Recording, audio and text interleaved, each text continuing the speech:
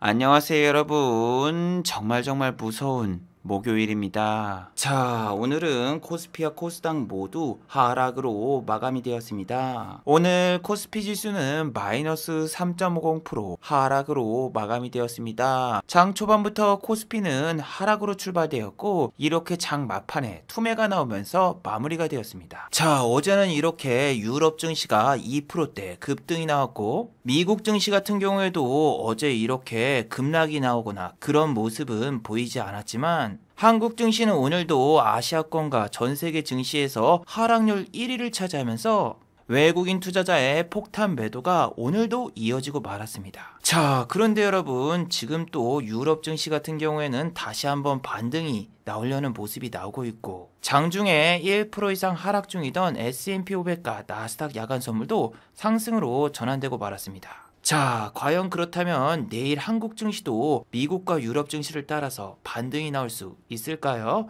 오늘 이 시간에 한번 알아보도록 하죠.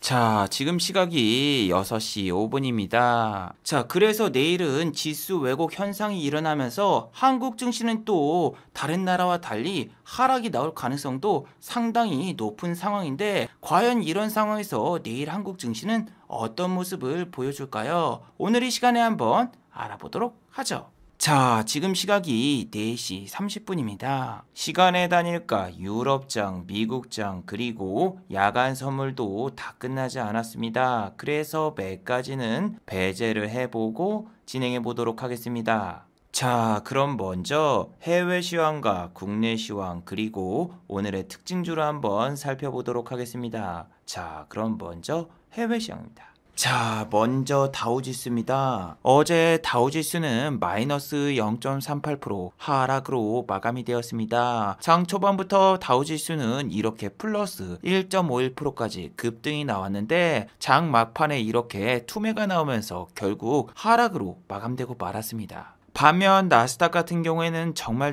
대단했습니다. 장중에 플러스 3.42%까지 상승이 나왔으나 파월 연준 의장의 금리 인상 발언이 나온 다음부터서 이렇게 모든 상승분을 반납하고 마감되었습니다. 자, 어제 미국의 파월 연준 의장은 과연 어떤 발언을 했을까요? 자, 파월 연준 의장은 예상을 깨고 금리 인상을 3월 달에 실시할 수도 있지만 아직까지는 금융 상황에 대해서 잘 지켜봐야 된다라고 이야기를 했습니다. 특히 파월 연준 의장 같은 경우에는 조건이 무르익어야지 3월 달에 금리 인상을 할 수 있다라고 밝혔기 때문에 정말 최악의 결과가 나와버리고 말았죠. 우리가 원하는 건 금리 인상의 시기와 그리고 횟수가 명확하게 시장에 발표되는 걸 원했었죠. 금리 인상이 최고 3회에서 4회 혹은 4회에서 5회까지 가능할 수도 있다라고 우리는 생각을 했으나 지금은 시장에서 올해 금리 인상이 7회까지 가능하다라는 뉴스가 나왔습니다. 자, 도대체 어떻게 금리 인상이 7회나 가능할까요? 자, 앞으로 남은 FOMC 회의가 3월, 5월, 6월, 7월, 8월, 9월, 11월, 12월 이렇게 7번이 남았기 때문에 이 모든 회의마다 금리 인상을 결정할 경우에는 7차례의 금리 인상이 있을 수 있다라는 시장의 레포트가 나왔죠. 그래서 여러분, 미국의 나스닥 같은 경우에는 장중에 3.42%까지 상승했다가 결국 이렇게 보합으로 마무리가 되었고 유럽 증시는 파월 연준 의장의 발표가 있기 전에 마무리가 되었기 때문에 이렇게 모두 2%대 급등이 나왔어요. 자, 그리고 미국의 10년물 국채금리 역시 다시 한번 52주 신고가를 돌파하려는 움직임이 지금도 나오고 있어요. 자, 그 덕분에 한국 증시 같은 경우에는 오늘 아침부터서 이렇게 완전히 박살이 났습니다. 마이너스 3.50%나 코스피는 하락을 하였고 코스닥 종합지수는 매일 3%씩 빠지고 있습니다. 오늘 같은 경우에도 마이너스 3.37% 종가까지 최저가를 기록하면서 우리나라 코스피와 코스닥은 정말 압도적인 모습을 보이고 있습니다. 전 세계에서 가장 하락률이 높은 지수가 바로 코스닥이고 그 밑에는 바로 코스피가 있습니다. 여러분, 우리나라 지수가 정말 짜증나는 게 이런 겁니다. 다우지수 같은 경우에는 폭락이 나오다가도 중간에 브레이크가 있어서 개인 투자자분들이 올랐을 때 어느 정도 현금을 확보할 수 있는 숨 쉴 틈이라도 줍니다. 이렇게 3일 동안 어느 정도 다우는 반등이 나온 상황이고 자, 여러분 놀라지 마세요. 유럽 증시 어제 2% 상승이 나왔잖아요. 지금 급락이 나오긴커녕 다시 상승 전환이 되고 있어. 아니 여러분, 전 세계 어떤 나라를 봐도 이렇게 다우와 나스닥이 상승 전환이 되었을 때 V자 반등이 나오면서 양전환을 하면서 어느 정도 현금을 확보할 수 있는 기회를 줘요. 이건 여러분 다른 아시아 국가도 마찬가지예요. 니케이 3일 동안 올랐습니다. 다른 나라 하락할 때 3일 동안 오른 게 아니라 다우와 나스닥이 반등을 주면 어느 정도 자기네가 회복을 하는 모습을 보여주었고, 상하이 종합지수 역시 폭락이 나와도 그 다음날 반등을 주고 폭락이 나와도 그 다음날 반등을 주면서 어느 정도 숨 쉴 틈이라도 줘요. 자, 그리고 대만 증시 같은 경우에는 52주 신고가를 찍고 지금 빠지는 거라서 건전한 조정입니다. 특히 미국의 반도체 기업 마이크론 테크놀로지가 하락이 나오더라도 이렇게 중간중간에 상승이 나오면서 어느 정도 반등을 주었거든요. 하지만 한국의 삼성전자는 그딴 게 없습니다. 그냥 매일매일 내립니다. 어쩌다 하루 정도 반등이 나왔어도 이거는 지수가 오를 때 같이 오른 거고, 미국의 마이크론 테크놀로지도 그렇고 TSMC 같은 경우에도 52주 신고가에서 놀고 지금 빠지는 거라서 타격이 하나도 없습니다. 자, 하지만 한국의 삼성전자 같은 경우에는 52주 신고가를 가려면은 상한가를 가도 52주 신고가를 찍을 수가 없습니다. 지금은 이제 6만 전자를 바라보고 있는 시점이죠. 자, 그리고 최근에 애플카 뉴스로 15만원까지 보냈던 LG전자. 아니, 애플카 뉴스를 뿌리면서 주가를 15만원까지 올리더니 그 뒤로 계속 빠지는데, 자, 어제 뉴스 보셨나요? 애플의 애플카 핵심 인력들이 줄줄이 퇴사를 하고 있다. 이게 여러분 한국이든 미국이든 이런 찌라시는 믿을 게 못 됩니다. 애플카? 저 2008년도 리먼 사태 터지기 전에도 나왔던 뉴스입니다. 자, 차세대 전기차로 주목받고 있는 애플카가 2025년에 출시를 한다라는데, 자율주행 시스템 엔지니어링을 맡고 있던 조 베스가 최근에 애플을 퇴사했다라는 뉴스가 나왔단 말이에요. 뭐 이건 대단한 뉴스가 아닙니다. 이미 2015년도에도 애플카 핵심 개발자 3명이 이탈한 뉴스도 나왔기 때문에 이건 뭐 대단한 뉴스가 아니죠. 중요한 건 애플카 뉴스를 띄우고 LG전자가 15만원 근처에 갔을 때 공매도를 대량으로 치고 외국인과 기관은 LG전자를 이렇게 연일 매도 중이라는 거죠. 자, 그리고 애플카 뿐만이 아닙니다. 우리나라 뉴스가 너무한 게 자꾸 LG에너지솔루션이 따상을 갈 수 있다. 따상 무쇠 이야기밖에 안 나왔습니다. 아니, 시가총액이 저렇게 높은 게 어떻게 따상을 갑니까? 하지만 오늘 풀리는 물량 같은 경우에는 시장의 8.85%이기 때문에 따상을 갈 수도 있다. 이러한 이야기를 꺼내면서 증권가에서는 목표 주가를 61만원, 60만원으로 측정했어요.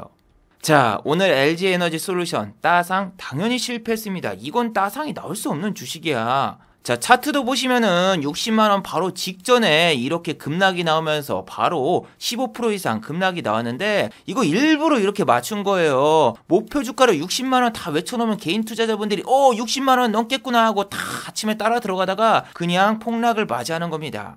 LG에너지솔루션 같은 경우는 지금 50만원을 지켜줬으니까 내일 또 상승이 나올 수 있지 않을까, 이런 생각을 하시는 분도 있겠지만, 시간의 단일가에서 또 추가적으로 3% 급락 나왔습니다. 자, 중요한 게 LG에너지솔루션이 상장하면서 LG화학 같은 경우에는 완전히 박살이 나고 말았죠. 오늘 기관 투자자의 대량 매도로 인해서 마이너스 8.13% 하락으로 마감이 되었고, 그동안 LG에너지솔루션으로 급등이 나왔던 종목들은 모두 다 급락이 나왔습니다. 나인테크는 마이너스 21.91% 급락이 나왔으며, 나라 M&D 역시 마이너스 18.85% 급락으로 마무리가 되었어요. 자, 그래서 오늘은 수급 불안정 현상으로 인해서 코스피 코스닥이 급락이 나왔으며, 여러분 놀라지 마세요. 코스피 같은 경우에는 ETF 상품을 제외한 3종목밖에 상승이 나오지 않았습니다. 그리고 코스닥도 100종목 이하밖에 상승이 나오지 않았기 때문에 오늘은 주식의 신의와도 무조건 깨집니다. 자, 그리고 여러분 지금 매동을 보시면은 기관 투자자가 1조 6천억을 순매수하고 있고 외국인 투자자가 1조 5천억을 던지고 있는데, 이 수급 같은 경우에는 전부 다 LG에너지솔루션 수급이지 일반적인 수급이 아닙니다. 자, 그래서 6일 전 이 영상을 통해서 여러분들께 오늘은 지수 왜곡 현상이 나올 수도 있다라고 말씀을 드렸죠. 자, LG에너지솔루션이 지금 삼성전자 다음으로 코스피 시가총액 2위를 차지한 모습을 보실 수 있는데, 이건 여러분 오늘 종가 기준으로 상장이 되는 거고 내일부터 지수에 포함이 되는 겁니다. 자, 그래서 여러분 내일이 두렵습니다. 내일 만약에 LG에너지솔루션이 급락이 나온다? 그럼 당연히 코스피 시가총액 2위이기 때문에 지수가 빠지겠죠. 이제는 삼성전자, SK하이닉스, LG엔솔 이 세 종목만 급등시켜도 코스피는 다른 종목이 다 내려도 상승이 가능합니다. 그리고 반대로 이 세 종목이 급락이 나올 경우에는 한국의 코스피는 떡락입니다. 그래서 저는 여러분 LG에너지솔루션의 상장이 너무너무나 두려웠습니다. 어제 생방송 보신 분 있나요? 자, 어제 새벽에 제가 생방송을 했었는데 그때 여러분들께 뭐라고 했죠? 정말 여러분 이런 일은 벌어지면 안 되겠지만 지금 다우와 나스닥이 2% 이상 급등 중인데 파월 연준의장의 발언이 나오면서 다우와 나스닥이 마이너스로 전환되고 한국 증시는 LG에너지솔루션이 상장하면서 마이너스 2%에서 3%로 출발하면서 그냥 급락이 나오는 게 아닌가, 이런 정말 불길한 예측을 했었죠. 말이 씨가 된다고 정말로 여러분 다우와 나스닥은 자고 일어나니까 플러스 2.5%까지 올랐던 나스닥이 이렇게 보합을 갖고 다우는 마이너스로 전환이 되었어요. 그래도 여러분 최대한 긍정적으로 생각해봤습니다. 아직 희망은 있다. 유럽 증시의 상승분을 한국 증시는 지금 전혀 반영을 받지 못했고 한국은 미국과 유럽이 이틀 동안 상승이 나올 때 전혀 상승이 나오지 못하고 오히려 폭락이 나왔죠. 그뿐만이 아닙니다. 상하이 종합지수와 일본의 니케이, 대만 증시가 상승할 때도 한국 증시는 나홀로 하락을 했고 현재는 여러분 코스피와 코스닥이 16일 거래일 동안 3일 빼고 전부 다 하락을 했습니다. 하지만 여러분 이렇게 16일 동안 하락이 나올 때 무려 1000종목 이상 하락한 적이 몇 번입니까? 예, 12일입니다. 아니 여러분 진짜 인간적으로 오늘은 빠져도 1% 미만으로 빠지던가 좀 상승이 나와야 되는 거 아니야? 왜냐면 지금 유럽 증시 다시 상승 전환됐어. 상승 전환. 얘네는 어제도 2% 올랐고 그 전날에도 1% 올랐고 계속 반등 나오고 있는데 우리는 뭐야? 아시아 증시에서 여러분 니케이보다 한국 증시가 훨씬 더 많이 빠졌어. 지금 여러분 진짜 두려운 게 설날입니다. 왜 설날을 두려워하느냐? 그 이유는 자, 주식 경험이 오래되신 분들은 다들 기억하고 계실 겁니다. 우리나라 같은 경우에는 중국의 명절과 한국의 명절이 겹쳐 있죠. 그래서 중국 같은 경우에는 이상하게 명절이 지나면은 사이드카에 잘 걸리더군요. 근데 중국이 사이드카 걸린다? 한국도 사이드카 걸려. 여기 보세요. 우리 설날 끝나자마자 장이 개장됐는데 첫날에 마이너스 5% 빠졌고 그 다음날에 마이너스 장중에 8% 빠져가지고 사이드카 걸렸어. 자, 중국 같은 경우에도 미국의 금리 인상 이야기가 나왔을 때 어떻게 됐습니까? 예, 증시가 6%씩 빠졌어. 그러니까 중국 증시가 6%씩 빠지니까 한국 증시도 그냥 사이드카 때려맞고 기본 마이너스 3%로 출발했던 게 한국의 전형적인 패턴이었어요. 아니 그런데 여러분 옛날에는 중국 증시가 6% 빠지면 코스피가 이렇게 막 2.93% 정도 빠지고 장중에 2.23% 정도 빠졌거든요. 그런데 여러분 지금은 코스피가 코스닥입니까? 뭐 3%가 너무 쉽게 빠져. 3% TV도 아니고. 그리고 여러분 정말 안타까운 얘기지만 지금 이렇게 급락이 나올 때 코스피든 코스닥이든 거래량이 별로 없습니다. 그 뜻은 우리 한번 지난번 1400까지 다이빙했을 때처럼 거래량을 빵빵 터트리면서 밑으로 급락이 나와줘야지 진정한 바닥이 나올 것 같다라는 생각이 듭니다. 지난번 이렇게 급락이 나왔을 때 여러분 거래량이 어마어마하게 터지면서 빠졌습니다. 이거는 진짜 찐 급락. 자, 그런데 지금은 빠질 때 연중 최저치의 거래량을 자랑하면서 거래량이 없으니까 투매를 던지니까 받아주는 사람이 없어서 지수가 휙휙휙 쓰러지는 아주 전형적인 하락장의 모습이고, 외국인 투자자가 뭐 1조씩 던졌습니까? 아닙니다. 고작 2천억 던졌는데 지수가 2% 빠지고 2천억 던졌는데 지수가 2% 빠져요. 왜? 거래량이 없고 시장 참여자가 적으니까. 그래서 이렇게 적은 돈 갖다가도 지수가 휙휙휙 쓰러지고, 코스피 코스닥 신용 내역을 보세요. 아직도 여러분 반대 매매가 매일매일 나왔는데도 불구하고 신용 잔고가 22조입니다.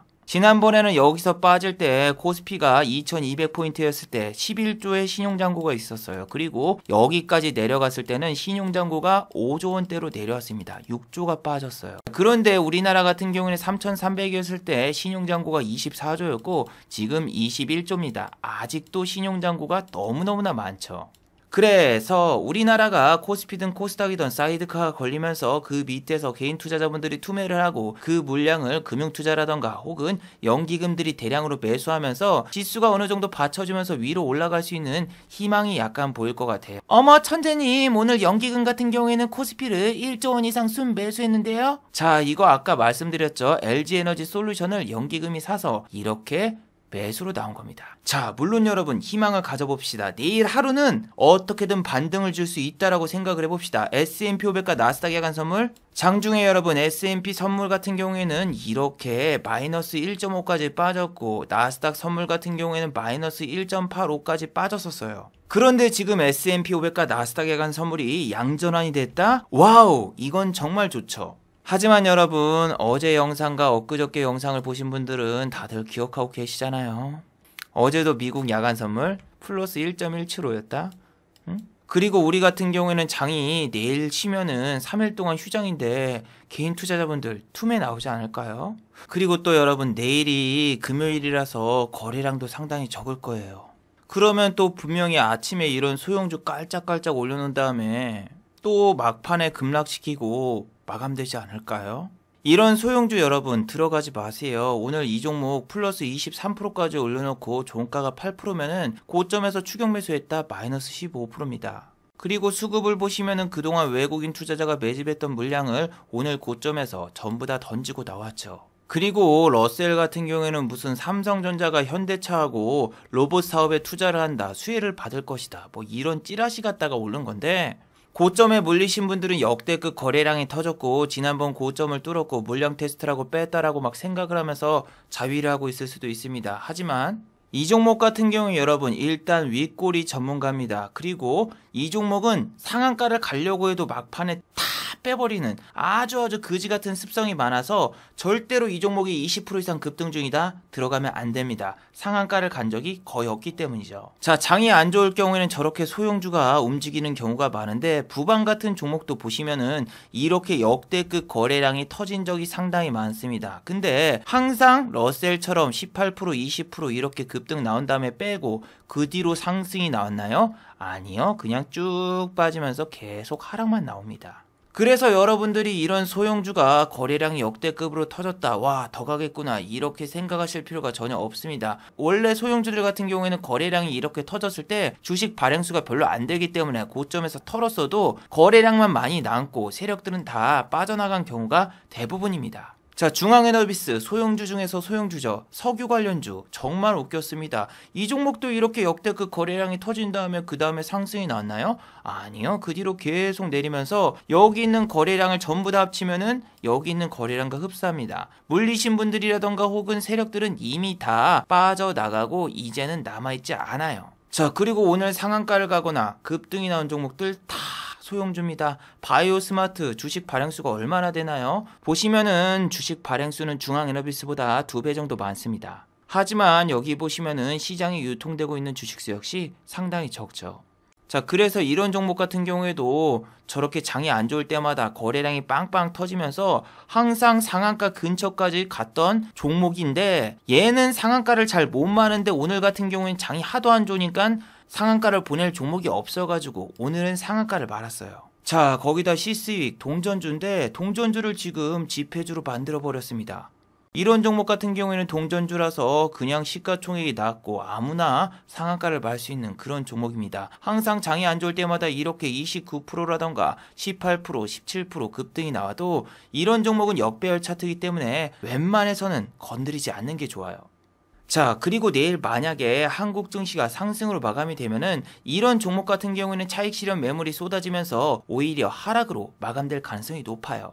자, 그리고 여러분 오늘 같은 경우에는 정치 테마주들이 전부 다 박살났는데 이제는 여러분 정치 테마주 이슈가 소멸돼서 다 끝난 것 같습니다. TS 트릴리올 탈모 관련주죠. 자, 이 녀석은 탈모 관련주였는데 이재명 씨 지지율이 낮아도 이렇게 막 상한가를 밟고 요동을 치던 그런 종목입니다. 하지만 최근 들어서 이렇게 주가가 연일 급락이 나왔고, 오늘 이재명 씨 테마주들 같은 경우에는 장 초반부터서 급락이 나오면서 그냥 하방 VI를 찍어버린 종목이 너무너무나 많았습니다. 자, 이렇게 이재명 씨 테마주가 급락이 나오고 있는 이유는 제가 3일 동안 계속 설명을 드렸지만, 자, 원래는 윤석열 씨와 이재명 씨가 1월 31일 날 양자 토론을 개최해서 토론을 할 예정이었습니다. 자, 자, 윤석열 씨 같은 경우엔 지난번 3프로TV라던가 지식백과 등 여러가지 유튜브 채널에 출연했다가 완전히 개망신을 당했습니다. 세상 물정을 너무 모르고 주식에 대해서는 아무것도 모르고 경제에 대해서 모르는구나. 예를 들면은 청년 토론회에 나가서는 이제는 어플리케이션을 통해서 구직을 할 수 있는 시대가 열릴 것이다. 이런 이야기도 꺼냈으며 대한민국 주식에 대해서 물어봤을 때도 주식 같은 경우에는 공직자들이 금지가 돼 있기 때문에 자긴 해본 적이 없다라고 대답을 했어요. 그래서 윤석열 씨 같은 경우에는 이러한 영상이 나온 다음에 지지율이 상당히 뒤처지는 모습을 보여주었는데 이재명 씨는 지금 지지율을 역전할 수 있는 방법은 하나밖에 없습니다. 1월 31일 날 윤석열 씨와 양자 토론을 통해서 압도적인 모습을 보여주면서 찍어 누르는 모습을 보여줘야지 그나마 본인의 지지율이 소폭 상승할 수 있죠. 그래서 이재명 씨 테마주 같은 경우에는 지금 설날 대선 토론회 직전에 검은머리 외국인 투자자의 수급이 계속 들어오면서 설날 이후에 팔아먹으려는 속셈학원 같은 속셈이 나오고 있었습니다. 그런데 뜬금없이 갑자기 방송통신위원회에 안철수 씨가 양자 토론을 금지시켜달라고 가처분 신청을 냈고 법원에서는 이 가처분을 인용시켰습니다. 자, 철수 형 같은 경우에 양자 토론을 금지시키고 사자 토론을 해서 본인도 참석을 시켜달라 이렇게 요청을 했지만 국민의힘 측에서는 저런 뉴스가 나오자마자 이제는 방송사 없이 양자 토론을 진행하자. 우리는 그냥 홍카콜라라던가 유튜브 채널에서도 좋다. 우리끼리 그냥 모여서 인터넷으로 방송을 하자. 이렇게 양자 토론이 아니면은 토론을 안 하겠다라고 거절 의사를 밝혔어요. 자, 그래서 아침부터서 이재명 씨 테마주들은 하방 VI도 걸리고 이렇게 급락이 나오면서 완전히 난리가 났습니다. 자, 그럼 여러분들은 이렇게 생각하시고 계시겠죠? 그냥 이재명 씨가 양자 토론 승낙해서 인터넷으로 방송하면 되는데 왜 양자 토론을 안 할까? 그 이유는 당연합니다. 바로 3대 방송사에서 양자 토론을 하는 것보다 유튜브 시청률은 상당히 저조하게 나옵니다. 자, 지금 이재명 씨가 윤석열 씨한테 밀리는 연령대가 바로 20대하고 60대입니다. 60대 같은 경우에는 유튜브 채널을 통해서 토론회를 한다고 해도 어떻게 들어온지 잘 모르시는 분들이 많고 시청률이 저조해요. 그리고 중앙선거관리위원회에서는 2월 13일 날 사자 토론을 개최를 하는데 이때 사자 토론을 할 경우에는 3대1로 싸워야 됩니다. 윤석열 씨하고 그리고 심상정 씨, 안철수 씨가 이재명 씨에게 대장동 이슈로 공격을 해버리면은 본인은 그냥 공격만 당합니다. 반면 윤석열 씨 같은 경우에는 사자 토론하면 정말 편하죠. 그냥 침대 축구처럼 침대 토론을 하면 됩니다. 그냥 니네들끼리 놀아라 가만히 놔두고 본인은 그냥 별로 말 안 하고 있어도 아무 티도 안 나요. 그래서 윤석열 씨가 양자 토론을 아니면 토론을 하지 않겠다라고 밝히니까 지금 세력들 입장에서는 어이가 없는 거죠. 아니 안철수 씨 때문에 토론을 못하게 됐네? 이거 어떡하지? 손절치자. 자, 세력들은 지금 저런 뉴스가 나오자 이렇게 주식을 매도하고 있죠. 자, 그런데 여러분 세력들이 어떻게 빠져나가느냐를 이 프로그램 매도를 통해서 잘 보세요. 분명히 장 초반에는 프로그램 매수를 해서 하락장인데도 불구하고 이재명 씨 테마주 이스타코는 이렇게 매수가 들어오네 하면서 개인 투자자분들이 은근슬쩍 사보게 돼. 근데 얘네가 사는 척하면서 어떻게 합니까? 계속 2,400원대 지지해주는 척하면서 고점에서 매도를 합니다. 그래서 여러분들이 차트를 켜놓고 이렇게 지지대 매매를 하잖아요. 지금 보니까 2,380원에서는 프로그램 매수가 계속 들어오네. 그러면은 나는 요쪽에다가 내가 매수를 걸어놔야 되겠다 해서 여기다가 매수를 걸어 놔두잖아요. 그러면은 세력들 같은 경우에는 그 위에 호가에다가 물량을 더 쌓아놔 버려요. 그러면 2,380원에 내가 사고 싶었는데 이 위에 물량이 더 쌓여있네? 못 사네. 어쩔 수 없다. 2,400원에 사야지 하면서 개인 투자자분들은 이 2,400원 위에서 주식을 사게 되고 자, 개인 투자자분들이 저렇게 물량을 쌓으려고 밑에다 호가를 받쳐놓거나 위에서 매수를 하면은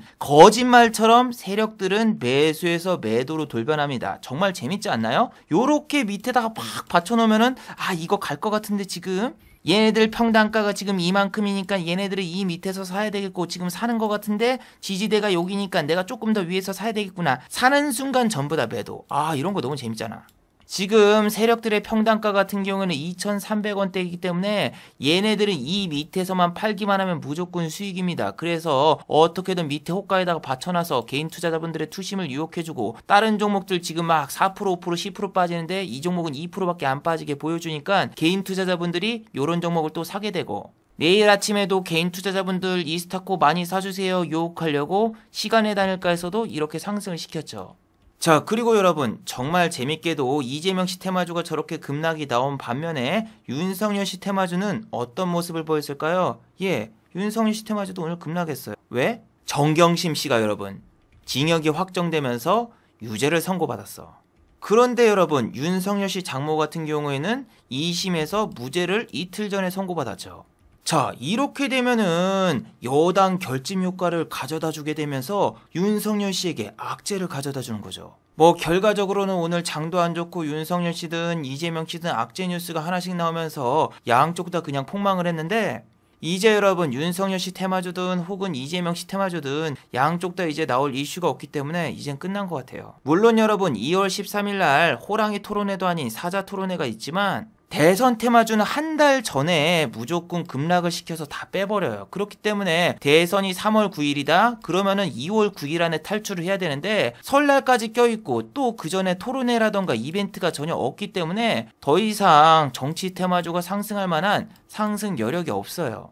물론 여러분 이거는 안철수 씨 테마주도 마찬가지입니다. 지금 외국인 투자자가 이렇게 써니전자, 안철수 씨 테마주를 대량으로 매수했어도 지금 써니전자라던가 알렉 같은 경우에도 양자 토론회를 개최해가지고 둘이서 싸우는 것 때문에 안철수 씨가 반사이익을 걷어서 지지율이 올라갈 때 그때 여론조사 결과가 나와서 주식을 팔려고 이렇게 대량으로 매집했는데 어제 영상에서도 보여드렸지만 안철수 씨의 가처분 신청이 인용되자마자 써니전자라던가 알랩 전부 다 이렇게 급락이 나오면서 이제 세력들도 지금 써니전자라던가 알랩에 물려 있습니다. 지금 어떻게든 탈출을 시키려면 무슨 뉴스를 띄우고 위로 올리거나 아니면 얘네들이 로스컷을 치고 빠져나와야 돼요. 저는 여러분 주식이라는 게 너무너무나 웃긴 게 뭐냐면은 자, 윤석열 씨 같은 경우에는 YTN에서 갑자기 단독 보도가 나왔습니다. 윤석열 씨 삼부토건에서 17차례 선물을 받아. 이거 뇌물인가? 아니 그런데 여러분 YTN에서 보도한 뉴스를 보니까 그냥 선물이 아니라 추석이랑 명절 선물이었어. 난 또 뭐라고. 아니 근데 여러분 이게 진짜 웃긴 게 뭔 줄 알아요? 이 윤석열 씨가 지금 이거 받았을 때는 당연히 김영란법이 없었거든. 근데 지금 여러분 자세히 보세요. 서울에서 이제 대검찰에 있을 때는 계속 정육을 줬어요. 아마 이게 여러분 한우였으면 한우라고 써놨을 거야. 어떻게든 연맥이려고. 근데 정육이라고 써놓은 거 보면은 아마 스팸이라던가 리챔 아닐까요? 예, 그런 거 같고 제일 웃긴 게 그거예요. 윤석열 씨가 2014년도에 좌천돼가지고 대구로 발령을 받았습니다. 대구로 발령을 받으니까 계속 스팸을 매년 받다가 김이랑 멜론을 선물로 줍니다. 삼부토건에서. 이거는 삼부토건에서 거의 윤석열 씨를 연맥이는 것 같은데 중요한 게 뭔지 아세요? 저 뉴스가 나오자마자 여러분 삼부토건이 플러스 28.86% 상한가 근처까지 어제 상승이 나오면서 급등이 나왔어. 자 여러분 삼부토건 같은 경우에는 원래 이낙연 씨 테마주기 때문에 윤석열 씨 테마주가 아니에요. 근데 어제 저런 뉴스가 나오니까 와 윤석열 씨한테 11차례나 선물을 줬대 삼부토건에서. 와 이거 윤석열 테마주다 하고 요렇게 아침에 급등시키고 다 빼버렸죠. 반면 대원전선 같은 경우에는 윤석열 씨 원래 테마주였는데 어제 이렇게 갑자기 상한가를 보내면서 위로 급등을 시켰죠.